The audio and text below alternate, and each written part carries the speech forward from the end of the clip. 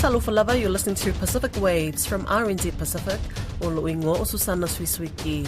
Coming up, we're trying to encourage younger people to look at journalism as a future. Pacific reporters are urged not to get too caught up with geopolitical issues. Also, while refugees are exiting Nauru, the future is unclear for those in PNG.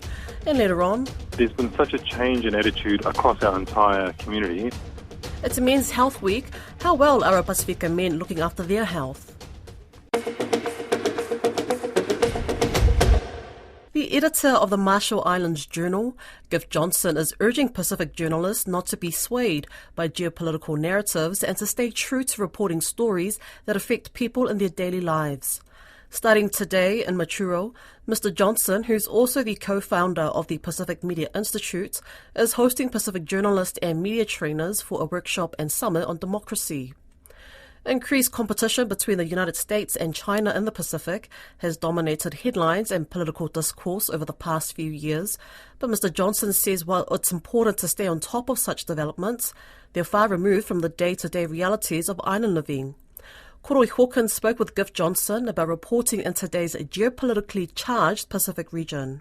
So, the Pacific Media Institute in the Marshall Islands has planned a workshop series, a media workshop to happen in mid-June. It's 5 days, 4 days of intense workshop activities with a really interesting group of regional trainers, and then it segues into the fifth and final day of the workshop, which is actually what we're calling the Summit on Democracy, Public Engagement, Communications in the Media, which is being co-sponsored by the Speaker of the Nidijela, or the Parliament here, along with our Pacific Media Institute, for elected leaders and high-ranking government people to connect on media-related issues in the Marshall Islands. And so this is all coming together. And what's kind of amazing is that originally we were pitching it mostly as a Marshall Islands training event, but people have gotten very excited about it, and various sponsors have joined in and wanted to support it more broadly. So we've been able to, at this time, it looks like we're going to have about 10 government public information officers, media staff from the sub-region, from the Micronesia sub-region, Palau, Federated States of Micronesia, Nauru, and Kiribati, coming in to join with our Marshall Islands workshop participants. So it's just turning out to be a really interesting thing, and we hope we can make it all happen. The interest obviously speaks to the need for this kind of training in this kind of space. Why is it important in this day and age that we have training and looking at the topics that you're looking at in this workshop? Yeah, so when you talk about journalism and people's ability to cover issues, write about things, the people need to have foundation about what journalism's all about, but also really need to be able to hone their skills.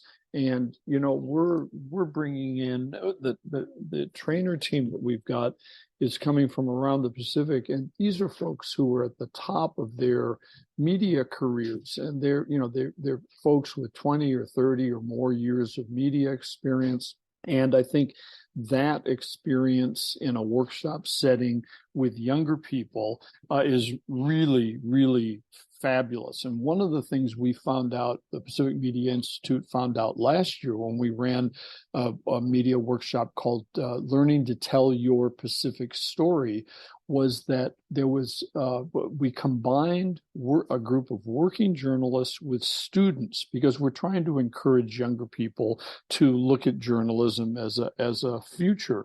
And so we combined working journalists with students, and we found this marvelous synergy developed between the younger students and the working journalists. So we're doing the same format again this month with a group of working journalists and students, because we're both trying to encourage younger people to get into the field, helping to upscale and improve the working journalist skill set so that they're better prepared for doing their jobs. That's our morning track of the training. The afternoon track is for public information officers from government and NGOs. And what I'll say about public information officers is that they, as a group, get almost no training opportunities ever.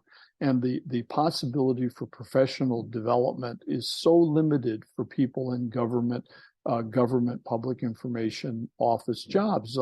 If we look around the region, like when there are events, usually working journalists get invited to cover a fisheries event or a Pacific Islands Forum event, but very rarely do PIOs, public information officers, get this kind of opportunity. And I think that's why a lot of people are really interested, including our Marshall Islands folks, who we have people from many different government ministries and NGOs who've already signed up and are going to be participating in this workshop.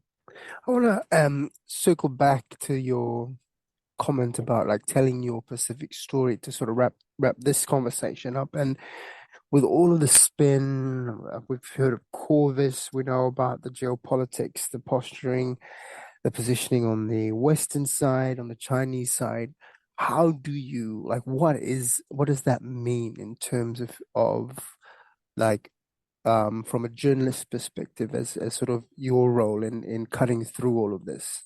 You know, we live in the Pacific Islands, and really there are issues that get beaten by outside powers, who are in this apparent battleground, and always, the struggle between the U.S. and China. But truly, that's not a Pacific Island issue. Pacific Island folks are focused on many things and many issues that are just very important in their lives. And I think what's important with island journalism is to reflect the stories that are here. Of course, they're affected by what these big countries do, but looking at it through an island local lens is the way to go, because otherwise you just end up being buffeted around by media releases from the Americans or the Australians or the Chinese or the Taiwanese, and those things aren't necessarily on point to what people in the islands are thinking and doing and talking about. Reports that the last people remaining in Nauru under Australia's offshore detention policy would soon leave the island have been welcomed by the Human Rights Law Centre. But it's saying, what about those still languishing in Papua New Guinea? While the number of people remaining in Nauru continues to fall as a result of transfers to Australia and resettlement in other countries, more than 80 people previously detained on Manus Island remain trapped in PNG. Many with serious health problems caused by years of detention, isolation and medical neglect. The Human Rights Law Centre's senior lawyer, Scott Cosgrove, told Don Wiseman about their plight and Canberra's refusal to do what it's obliged to do. It was always something of an arbitrary decision how people were treated when they arrived by boat to Australia back in 2013. The people who are still in Nauru and PNG today are people who arrived at that time. So it's almost 10 years that they've been living in these very difficult conditions under these policies. Some people who arrived at the same time weren't sent to Nauru or PNG and were allowed to stay in Australia. Some people were sent to PNG and others to Nauru, and it was really quite an arbitrary decision that resulted in that. And it's also an arbitrary decision what's going on now. Almost 10 years later, the Australian government has taken some steps to bring the numbers who are remaining on Nauru right down. And if this continues, it won't be long before there are no longer any people left in Nauru who were sent there by the Australian government. The problem is PNG. Now, PNG, there are still about 80 people there. These are people who were previously detained on Manus Island, and they are not going to go away and yet the Australian government's position is that it's no longer responsible for those people. All right, if we can unpack a few of these things. Why is it now, after all this time, that Australia is finally saying, bring those people here from Nauru? Well, the people themselves and organisations like ours at the Human Rights Law Centre have been saying bring those people here for a very long time indeed, and it's been very difficult under successive governments to get very much traction. In general, the numbers have only been going in one direction because the people who were sent to Nauru and Manus Island were sent there many years ago. No one new has been sent to either place since 2014 or thereabouts. And we know the story. People really had their spirits crushed. They developed some really difficult physical and mental health conditions, which in many cases required them to be taken out of those places.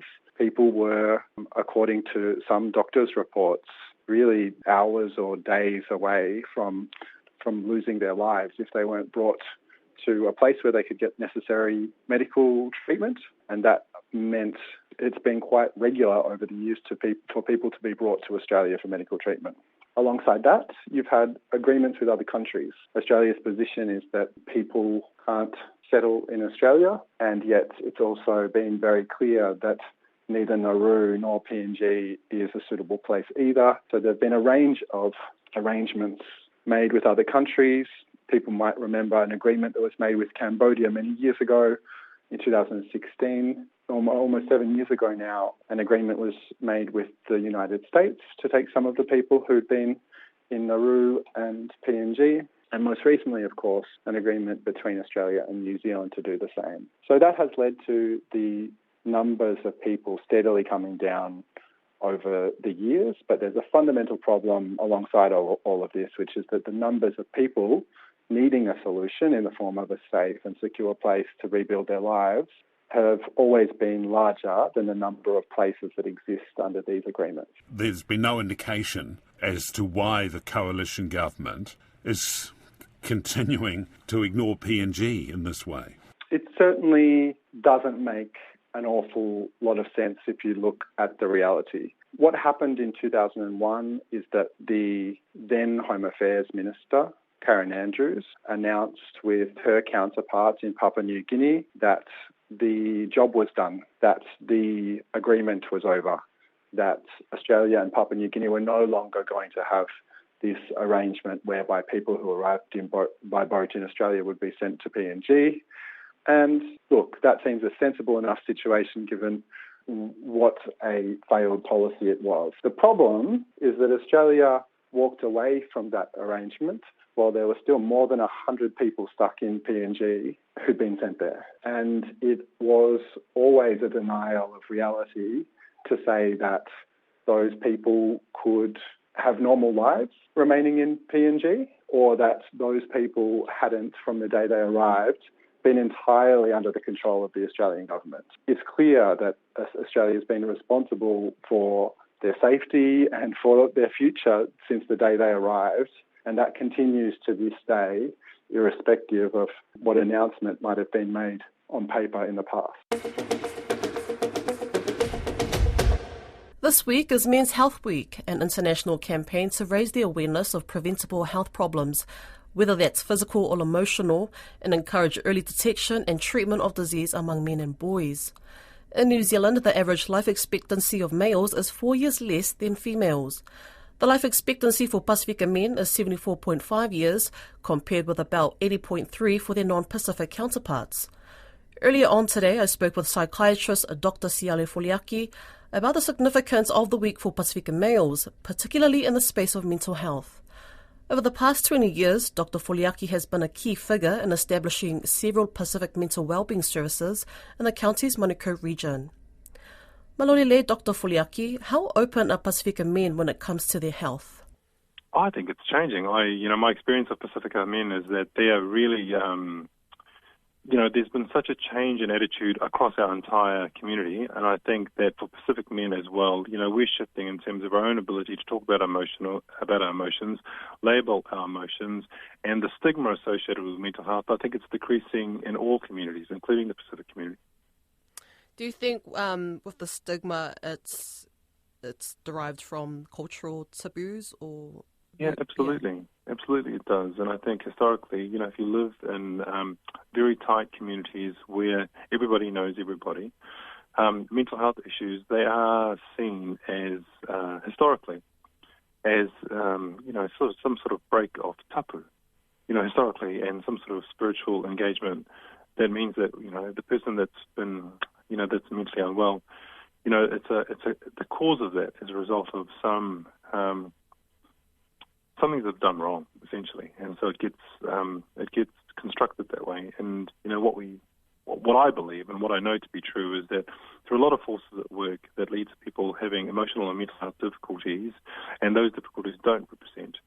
Sometimes it does. Sometimes the guilt and shame of things that we get wrong can lead to mental health problems, but that's only a small part. The majority of people suffer from mental health problems as a result of factors that are way outside their control, and certainly the spiritual dimension of that, it always needs to be considered, but I think that there are much more obvious reasons why people get unwell. How culturally appropriate are the current services for our Pacific men? I think that it's changing. I think that the Māori community in particular are leading the way. I think that they recognise that the way that services are set up don't address things like stigma and the need for sustained relationships that they can build trust in.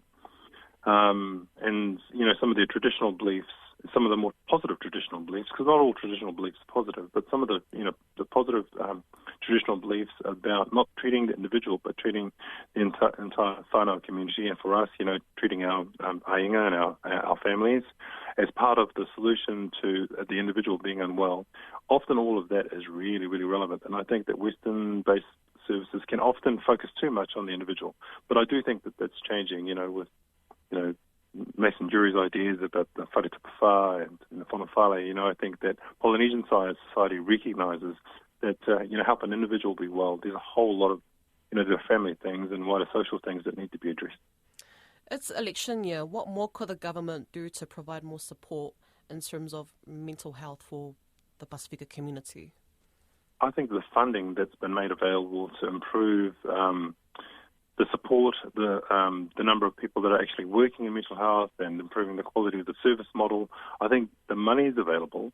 I think it needs better coordination, it needs better organisation, and I think it really needs more trust in the actual communities to be able to implement things that work for them. And so I get the economies of scale, I understand the efficiencies that can be gained by centralising funding, and I really think that there's benefits to be gained as long as we don't lose the ability of smaller communities to kind of have some agency or some independence and autonomy in terms of, being innovative and doing things that work for their local communities. And so when you centralise things, the biggest risk is the loss of the ability of local communities to do what they believe is best for them rather than being dictated to by a central bureaucracy. And so it's only time will tell whether or not the central bureaucracy still leaves enough trust in individual communities to do what they think is best for their own community. And so my hope is that's how it plays out, that there is systems put in place that allow local communities to kind of organise themselves in a way that isn't sort of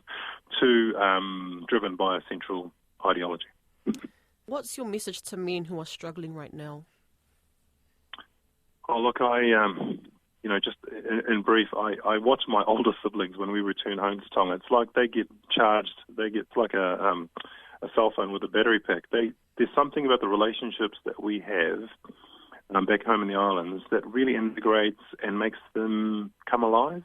And I think that there's lots of things. You can eat well, good nutrition, good exercise, all the well-being things that we talk about. But from a Pacific worldview, the thing that makes us thrive the most are healthy relationships. And so, my advice to all the men out there is to pay a little bit more attention to the quality of their relationships with the people that they love. And I think that would go a long way towards helping them with their mental health. That's Pacific Waves for today. To listen back, head over to rnzi.com/programs. You can also download us on Apple Podcasts, Spotify and iHeartRadio, or wherever you get your podcasts from. So from myself and the team here at RNZ Pacific, tō whāsoi fua.